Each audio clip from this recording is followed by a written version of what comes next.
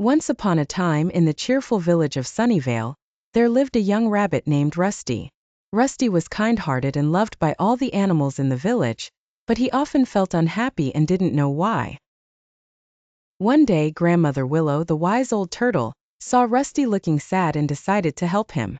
"Rusty, my dear," she said, "I've noticed you've been looking a bit down lately. Why don't you join me this afternoon for a little chat by the river?"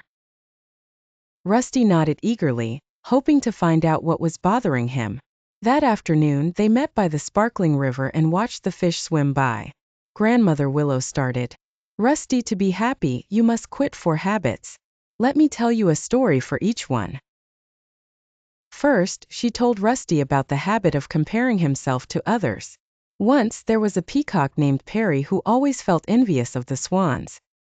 He wished for their elegance and grace. But one day, Perry realized that his vibrant feathers were unique and beautiful in their own way. When he stopped comparing and started appreciating his own gifts, Perry became much happier. Rusty thought about how he often compared himself to his friends and felt a sense of relief understanding this. Second, Grandmother Willow spoke about holding on to grudges. There was a porcupine named Paul who never forgot when someone hurt him. He carried the pain around like his quills, always sharp and ready to poke.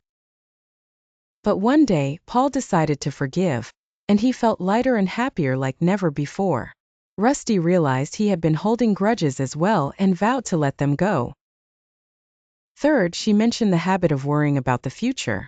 A squirrel named Sam was always anxious about collecting enough acorns for the winter. His worries kept him from enjoying the present days of sunshine and play.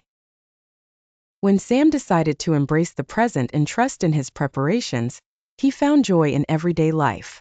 Rusty nodded, understanding that his constant worries about school were making him unhappy.